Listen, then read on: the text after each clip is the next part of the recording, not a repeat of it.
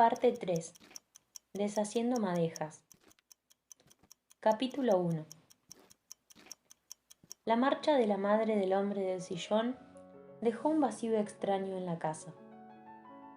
Fuera, el tiempo seguía siendo frío. La nieve se acumulaba en el alféizar de las ventanas, atrancaba las puertas, se helaba sobre las ramas de los árboles. Dentro, el trabajo avanzaba, pese a las frecuentes interrupciones de los niños, que quemaban su inagotable energía, corriendo, jugando y escondiéndose por las habitaciones, pasillos y escaleras de la casa. La bibliotecaria pasaba las tardes clasificando aquellos volúmenes pesados y polvorientos, algunos sin más valor que el haber permanecido en la casa durante largos y solitarios años, otros verdaderos supervivientes traídos por los antepasados de la familia cuando mucho tiempo atrás llegaron para establecerse en San Ireneo. A la señorita Prim le gustaban aquellos libros, le conmovía la idea de que allí, en aquellas viejas estanterías, los volúmenes habían presenciado, lenta y silenciosamente, la llegada de las noches y el arribar de los días. Me maravilla no haberla oído estornudar jamás, Prudencia. Esos libros tienen más polvo del que la especie humana es capaz de soportar. El hombre del sillón entró en la biblioteca resoplando y armado de un gorro, una bufanda que le cubría el rostro, un grueso abrigo y pesadas botas de nieve. ¿Seguro que es usted el que está ahí debajo?, preguntó la bibliotecaria con sorna. Ríase si quiere, pero hace un frío endiablado ahí afuera. No se puede estar en el jardín más de media hora, contestó él mientras se quitaba la bufanda, el gorro, los guantes y el abrigo. Debería quitarse las botas y ponerse algo caliente. ¿Quiere que pida la merienda? Si fuese usted tan amable, se lo agradecería mucho. Maldita sea, tengo las manos tan frías que soy incapaz de desatarme los cordones, se quejó. La señorita Prim se acercó silenciosamente. Se agachó, poniendo especial cuidado en no arrodillarse, y comenzó a desatarle los cordones. Es usted muy amable, y créame, aprecio el gesto en lo que vale, dijo él con una sonrisa. ¿Qué quiere decir con eso?, respondió ella con aspereza, mientras luchaba por conservar el equilibrio en un intento de evitar arrodillarse y ganar la partida a la bota derecha. Que creo adivinar el significado jerárquico que da usted a determinadas actitudes y gestos. Si así fuese, no estaría haciendo esto, ¿no le parece? Desde luego que lo haría. Su prusiano sentido del deber siempre puede con usted. La bibliotecaria apretó los labios y siguió con su tarea. Creo que ya está. Gracias, respondió él suavemente. La señorita Prim recogió la bandeja que la cocinera había dejado sobre la mesa del recibidor. Tras su última discusión, las dos mujeres habían acordado tácitamente evitarse y eludir también en lo posible cualquier tipo de conversación. Se saludaban cuando se cruzaban en los pasillos, coincidían en la cocina o se encontraban en el jardín. Pero fuera de ese mínimo de urbanidad, la relación entre ambas era tan fría como aquel invierno. La bibliotecaria se sentía contenta con ese arreglo. Al fin y al cabo, ella no formaba parte del servicio. Cuando necesitaba algo, se lo decía a una de las 3 chicas del pueblo que trabajaban en la casa como limpiadoras, niñeras improvisadas y chicas para todo. No necesitaba hablar con el dragón de los fogones, no lo necesitaba en absoluto. Y sin embargo, reflexionó mientras colocaba la merienda sobre la mesa frente a la chimenea, había que reconocer que la señora Rowan era una mujer eficiente. Sus buñuelos de crema, su esponjosa tarta de queso, el exquisito bizcocho de zanahoria y los finísimos sándwiches cortados en forma triangular y dispuestos en 4 pequeños montones, cada uno de un sabor, eran insuperables. En las bandejas nunca faltaba el té chino, la leche con nata y las tostadas de pan casero untadas generosamente de mantequilla y miel. Todo aquello, en honor a la verdad, era mérito de la cocinera. El hombre del sillón se frotó las manos y contempló en silencio el ritual con el que la señorita Prim servía la merienda. La casa estaba inusitadamente silenciosa, puesto que los niños se hallaban en el invernadero, observando cómo el jardinero hacía esquejes y cuidaba con mimo de los brotes que crecían en pequeños tiestos a la espera de poder ser trasplantados al jardín el año siguiente. Es fascinante la variedad de libros que hay acumulados en esta habitación, comentó la bibliotecaria. He estado haciendo el ejercicio de intentar adivinar cuáles han pertenecido a hombres y cuáles a mujeres. El hombre del sillón sonrió mientras revolvía lentamente su té. No me parece un ejercicio muy difícil. Yo creo que es bastante sencillo identificar la literatura dirigida a las mujeres. No hay más que fijarse en el sexo del autor. Es curioso que los hombres escriban mayoritariamente para ambos sexos, mientras que las autoras dirigen sus libros a las mujeres, salvo honrosas excepciones, por supuesto.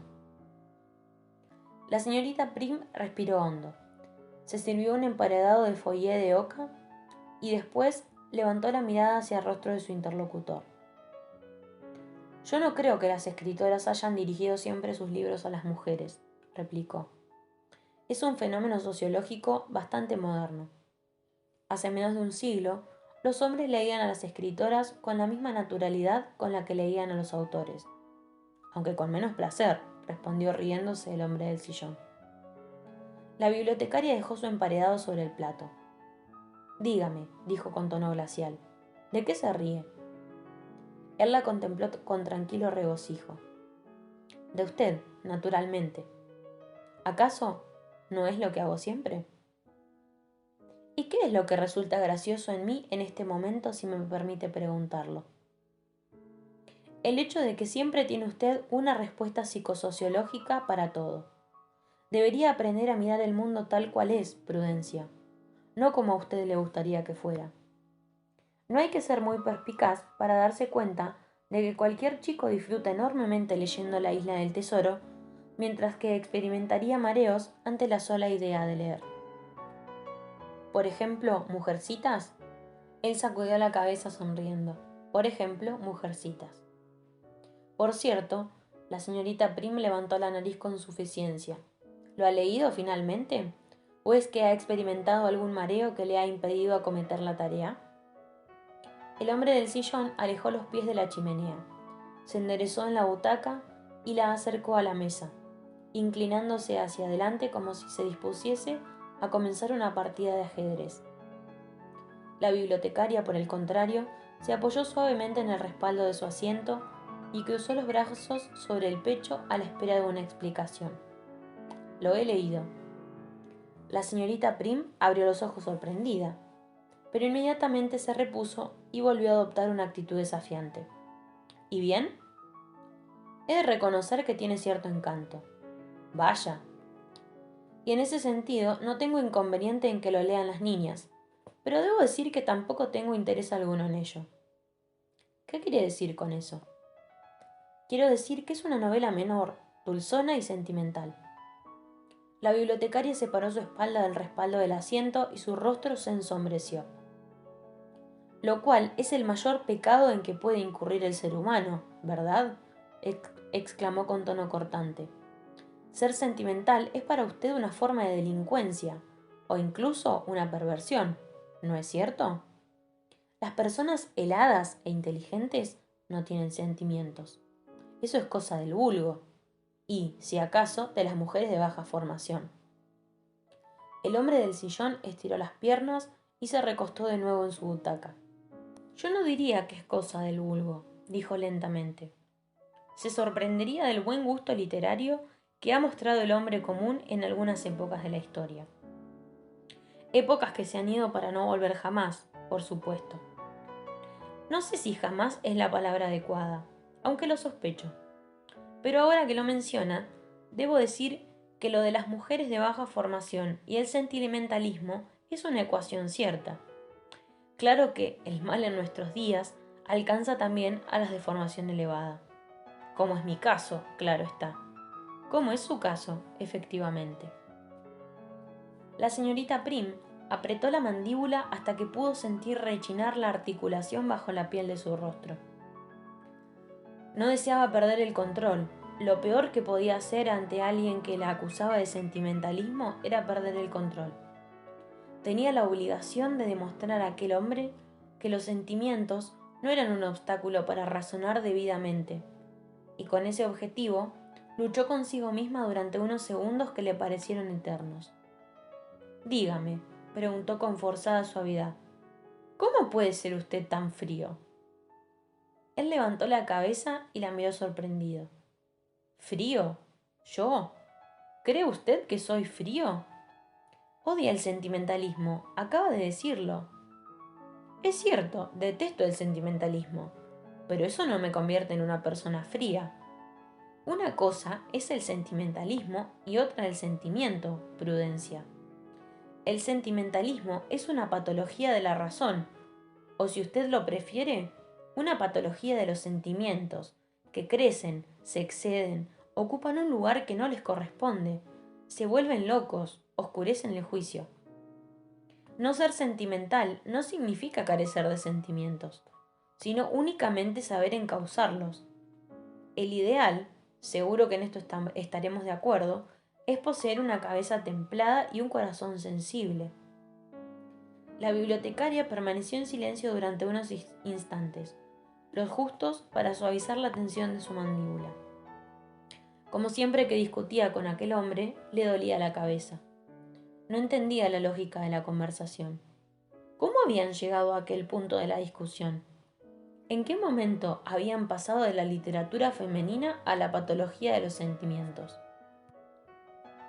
Dickens leía a Elizabeth Gaskell, su admirado Newman leía a Jane Austen y Henry James a Edith Wharton, dijo despacio. 3 buenas escritoras, 3 mujeres inteligentes y poco sentimentales. La cuestión no es si son buenas o malas escritoras, o si son o no sentimentales.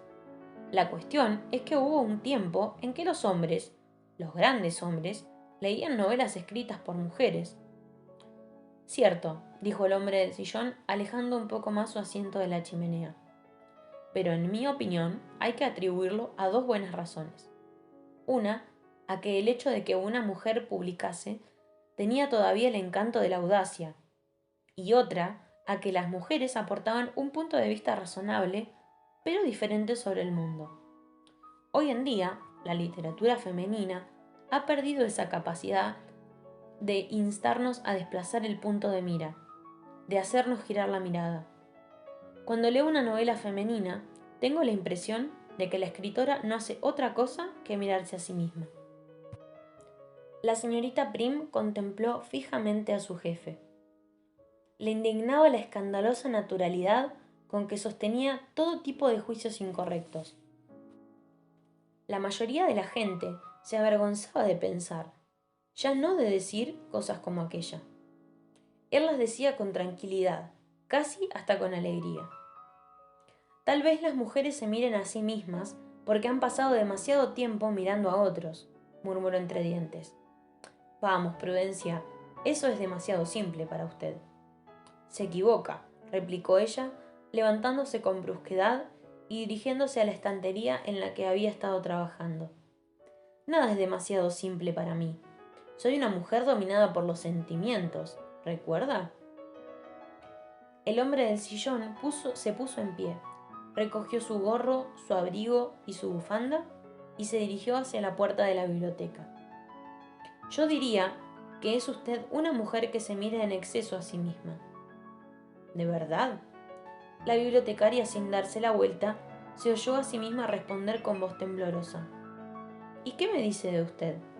¿Se mira a sí mismo también? Él giró la cabeza y esbozó una media sonrisa desde la puerta. Yo tengo que confesar que encuentro mucho más interesante mirarla a usted.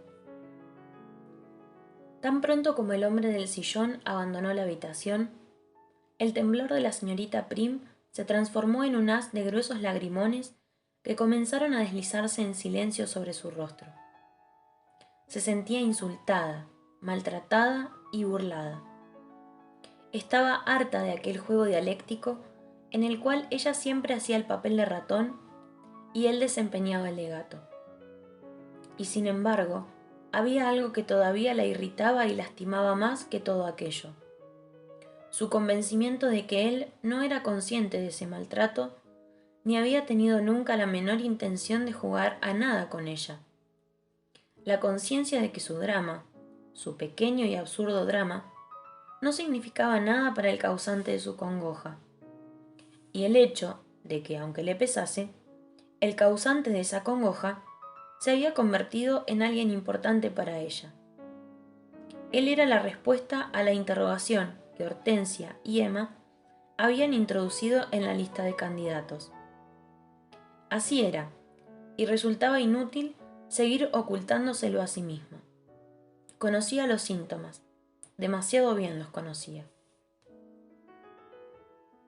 ¿Qué pensaba realmente de ella? La señorita Prim confesaba abiertamente su ignorancia sobre aquella cuestión. En ocasiones, parecía sentir cierta atracción hacia ella. Era ridículo negarlo. Pero otras resultaba evidente que la consideraba portadora de todos los defectos y malformaciones de carácter presentes en la raza humana, lo que la hacía convencerse de que esa supuesta atracción solo existía en su mente. Una mente profundamente sentimental y algo calenturienta, como él se encargaba de recordarle periódicamente. También era posible que aquella actitud fuese fruto de su interés en convertirse en una suerte de Pigmalión y hacer de ella una representante perfecta de su sexo. La señorita Prim se estremecía ante la posibilidad de verse obligada a ejercer el papel de Galatea, o aún peor, de Elisa Doolittle en aquel drama. Pero por doloroso que fuera, eso no era todo. Había todavía una tercera hipótesis aún más terrible, tan terrible que experimentaba escalofríos solo con pensarla. Quizá él dedicase su tiempo libre a debatir con ella sobre todo tipo de cuestiones simple y llanamente porque no tenía otra cosa mejor que hacer. Llegada a ese punto, la angustia de la bibliotecaria creció hasta desbordarse y adoptar una feroz virulencia. Tenía que hacer algo para solucionar aquella duda. Debía hacer algo. Después de sonarse discretamente la nariz, miró hacia los ventanales que comunicaban la biblioteca con el jardín. La nieve continuaba cayendo en pesados y grandes copos. Parecía impensable acercarse hasta el pueblo con aquel tiempo, y sin embargo necesitaba urgentemente hacerlo. Había llegado la hora de mantener una conversación profunda y sincera con las damas de San Ireneo. Había llegado el momento de poner las cartas sobre la mesa en aquel absurdo juego detectivesco en busca de marido y consultar con ellas en qué situación se hallaba frente a su jefe y qué debía hacer en consecuencia. Mientras contemplaba tristemente caer la nieve, convencida de que la conversación se vería postergada hasta la mejoría del tiempo, observó al viejo jardinero salir del invernadero y dirigirse al garage. Rauda como un rayo, se puso en pie, abandonó la habitación, cogió un grueso abrigo, una bufanda y un par de botas de goma y salió disparada en busca del conductor. El trayecto fue lento y pesado, en parte por la nieve que cubría la carretera y obligaba a circular con extrema prudencia, en parte por la ausencia total de conversación con el jardinero, resignado a llevar a la bibliotecaria, pero fiel a los largos años de amistad con la cocinera de la casa. Finalmente, el coche se adentró en el pueblo y la señorita Prim fue depositada en casa de Hortensia Boilet, quien la recibió con grandes muestras de alegría y sorpresa. Mi querida Prudencia, qué inesperada visita en una tarde tan terrible como esta. Pase, amiga mía, quítese el abrigo y siéntese mientras preparo un té, exclamó. No se moleste, Hortensia. Acabo de tomarlo, pero aceptaré una taza de chocolate caliente. Me vendría muy bien. Y le pediría, por favor, que haga usted 1 litro de café. Hortensia Boilet miró a su invitada con consternación. ¿Café? Dios mío, ha debido de ocurrir algo grave. Usted nunca toma café. No, no es grave, pero es importante. Acudo a usted porque necesito su consejo, el suyo y el de esas damas de tan buen juicio que la frecuentan. Lo que quiero decir es que necesito que celebremos una especie de cónclave extraordinario. La señorita Prim suspiró aliviada. ¿Es así como los llaman? Así los llamamos. Siéntese, querida. Llamaré a Emma, a Virginia y a Herminia. Creo que con ellas será suficiente. No queremos que se entere todo San Ireneo, ¿verdad? Sonrió cariñosamente la florista mientras se dirigía a la cocina. La señorita Prim se dejó caer en un sofá estratégicamente situado frente a la chimenea. El salón de Hortensia Boilet era una habitación pequeña, pero armoniosa. Viejas fotografías, jarrones adornados con camelias, dibujos infantiles que representaban plantas. La bibliotecaria recordó que su anfitriona era la profesora de botánica de San Ireneo. Cuadros hechos con pétalos secos y libros, muchos libros, hacían que resultase muy difícil no sentirse a gusto allí. ¡Qué habitación tan hermosa, Hortensia!, exclamó la bibliotecaria cuando su amiga regresó cargada con una jarra de chocolate caliente, un plato de bollos de mantequilla, pastas de limón y una tarta de crema, y dispuso todo sobre la mesa frente al fuego. ¿Le gusta? Es un poco anticuada, pero en San Ireneo disfrutamos de lo antiguo. Vivimos con un pie siempre en el pasado, ya lo sabe usted, querida. La señorita Prim le aseguró que lo sabía, y también que había comenzado a apreciarlo. Ah, cómo me alegra oír eso. Temía que no llegase a adaptarse nunca a esto. Es tan diferente. Al fin y al cabo, aquí vivimos un poco al margen del mundo. O incluso contramundo, rió la bibliotecaria mientras aceptaba el chocolate. Cierto, cierto. ¿Qué iba yo a decir? Nuestras invitadas ya están de camino. Llegarán en 5 minutos y el café estará listo en 3. He invitado también a Lulu Thiberville. Espero que no le importe. Lulu Thiberville es la mujer de más edad y mayor rango de San Ireneo. Está a punto de cumplir 95 años. La he avisado porque es un pozo de sabiduría y porque... Hortensia Boilet vaciló y miró de reojo a la señorita Prim. Ha enterrado nada menos que a 3 maridos. No me ha dicho usted cuál es el motivo por el que precisa consejo, pero algo en su mirada me ha hecho imaginar que puede tratarse de un asunto, digamos, romántico, y por eso he pensado en ella. La bibliotecaria enrojeció intensamente. Ha hecho usted bien. Creo que me encantará conocer a Lulu Thiberville, dijo con una sonrisa. La señora Thiberville resultó ser una anciana fea, enjuta y pequeña, de voz baja e imperiosa, y dotada del extraordinario arte de convertirse en el centro de cualquier reunión. Llegó envuelta en un viejo abrigo de astracán, que desprendía un suave olor a naftalina, y tocada con un pequeño sombrero gris adornado con una pluma. Así que es usted, dijo nada más entrar en el salón, seguida por el resto de las invitadas, que la ayudaron a acomodarse frente al fuego. Pusieron sus pies sobre un pequeño escabel y se distribuyeron a su alrededor como si de una abeja reina se tratase. ¿Y bien?, preguntó la anciana. ¿A qué debo el honor? Hortensia Boilet presentó brevemente a la bibliotecaria y en pocas palabras expuso lo que sabía del asunto. La señorita Prim se había presentado de improviso, indudablemente agitada e intranquila en busca de ayuda. Había solicitado la celebración de un cónclave extraordinario, reunión fuera de agenda que las damas de San Ireneo celebraban cuando algún motivo urgente obligaba a ello.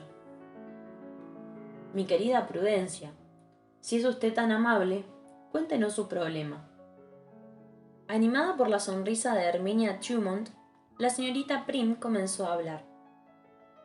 En deferencia a Lulu Thiberville, explicó antes de nada el estrafalario método que se había prestado a utilizar en su búsqueda de marido y cómo esa misma tarde había llegado a la conclusión de que el candidato oculto tras la interrogación era su propio jefe. Después describió las extrañas y tensas relaciones que mantenía con éste, las animadas conversaciones y confidencias, las sonrisas y cortesías, y los abruptos ejercicios de crítica. Haciendo un esfuerzo por aparentar serenidad, confesó que muy a su pesar debía admitir que sentía cierta atracción hacia él. No entendía el porqué, dado que se trataba de un hombre extraño, de creencias religiosas extremas, carente de cualquier atisbo de sensibilidad e intolerablemente dominante. Como toda mujer autosuficiente, la señorita Prim estaba en contra de cualquier clase de dominio. En su opinión, la relación marital debía basarse en la más exquisita y delicada igualdad. «Empieza usted mal», interrumpió secamente desde su asiento la abeja reina. «¿Por qué?», preguntó asombrada la bibliotecaria. Herminia Dumont, inquieta en su silla, abrió la boca dispuesta a intervenir, pero un gesto imperioso de la anciana la hizo callar. «Todo ese discurso igualitario es una soberana estupidez», sentenció la dama con dureza. «¿Pero por qué?», volvió a preguntar la señorita Prim. «Mi querida Prudencia», comenzó Hortensia Oilet. «Lo que Lulú quiere decir...» «Haz el favor de callarte, Hortensia», interrumpió la anciana. «No necesito que nadie explique lo que quiero decir. Estoy segura de que Emma y tú tenéis parte de responsabilidad en la agitación que vive esta criatura. Siempre a vueltas con vuestras absurdas teorías orientales sobre la armonía, el todo y las partes. Y han hablado ya sobre la armonía, el todo y las partes, ¿no es cierto, querida?». La bibliotecaria pidió disculpas con la mirada a su anfitriona y a continuación contestó que, efectivamente, había sido instruida en la teoría de la armonía, el todo y las partes. «Olvídese de eso también, es otra estupidez».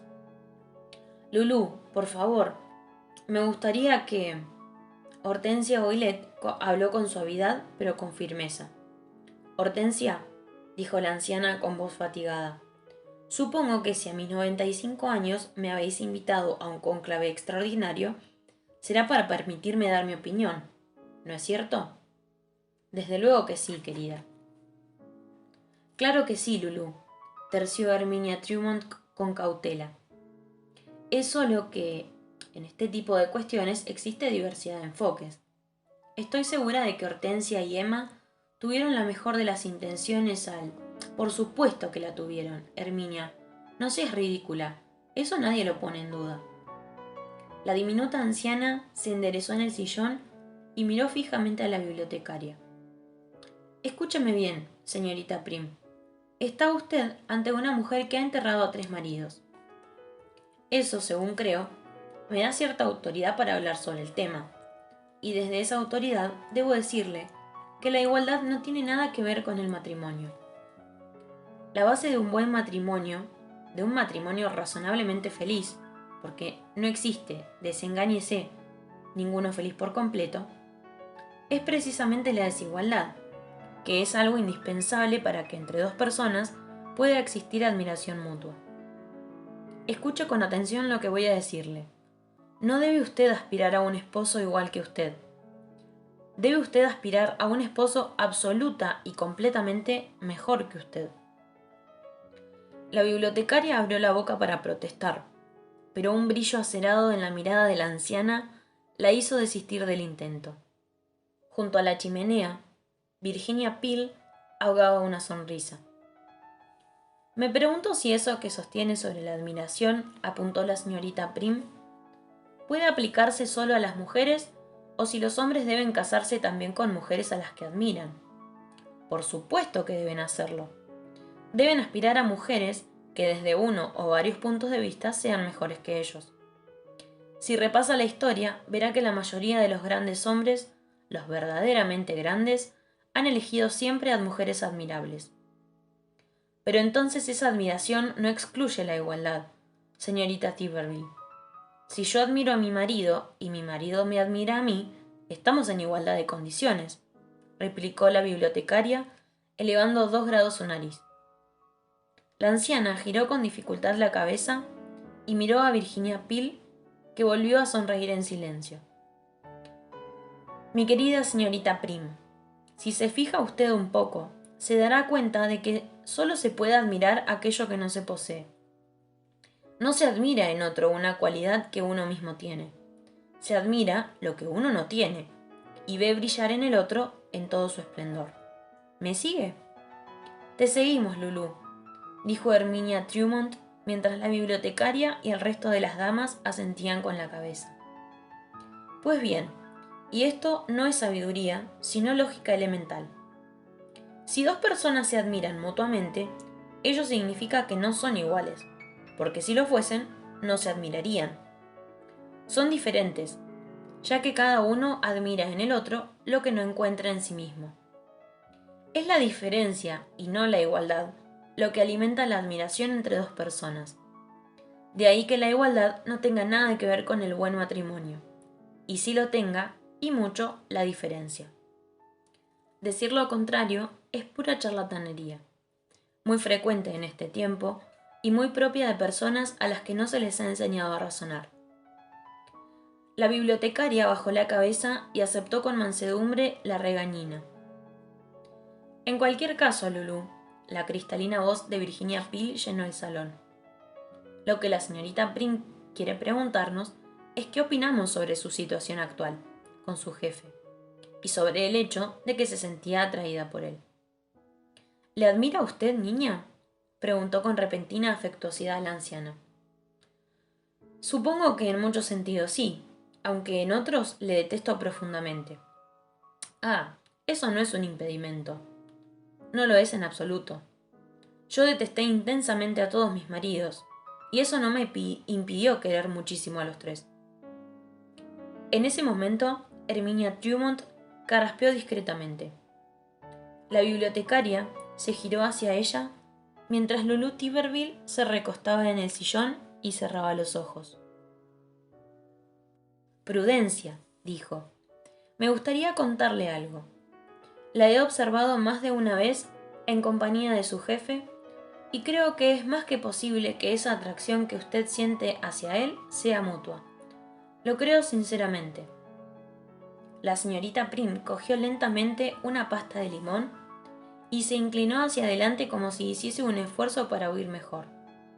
¿Lo dice en serio?, preguntó. Sé que son ustedes buenos amigos. Lulú Tiberville abrió los ojos y tosió ruidosamente, lo que provocó que la anfitriona se levantase rápidamente para traerle un vaso de agua de la cocina. Somos buenos amigos, pero eso es ahora. Hace algunos años fuimos bastante más que amigos. La señorita Prim embaró la espada y cuadró la mandíbula. Oh, por supuesto, eso fue hace mucho tiempo. Todo terminó. Oh, volvió a decir la bibliotecaria, y haciendo un esfuerzo titánico por controlar su desazón, preguntó: ¿Qué ocurrió? Herminia Tremont acercó su silla al fuego y tras hacer una pausa, como si realizase un gran esfuerzo por escoger las palabras, comenzó a hablar. No voy a darle detalles de la relación que mantuvimos porque no vienen al caso, pero sí considero importante decirle por qué rompimos. Estuvimos juntos durante una maravillosa época, pero al cabo de ese tiempo, el hombre del que yo estaba enamorada entonces se convirtió en el hombre que usted conoce ahora y todo cambió. ¿Le dejó usted? Me dejó él a mí. La señorita Prim exhaló un casi imperceptible suspiro de alivio. No debería sentirse aliviada, aseveró la abeja reina, a quien no se le escapaba detalle alguno. Si fuese usted un poco más sensata, le preguntaría a Herminia por qué él la dejó. ¿Por qué la dejó?, preguntó mansamente la bibliotecaria.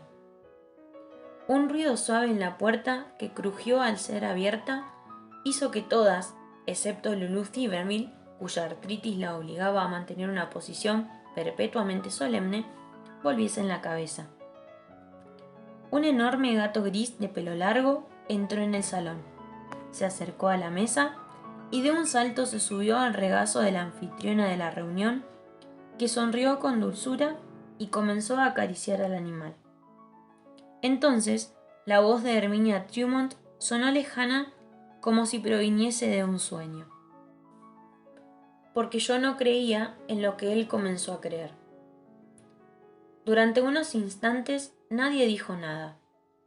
En la habitación no se oía nada más que el tic-tac lento y acompasado del reloj, que enmarcaba los acontecimientos de aquella tarde en el salón de Hortensia Boilet.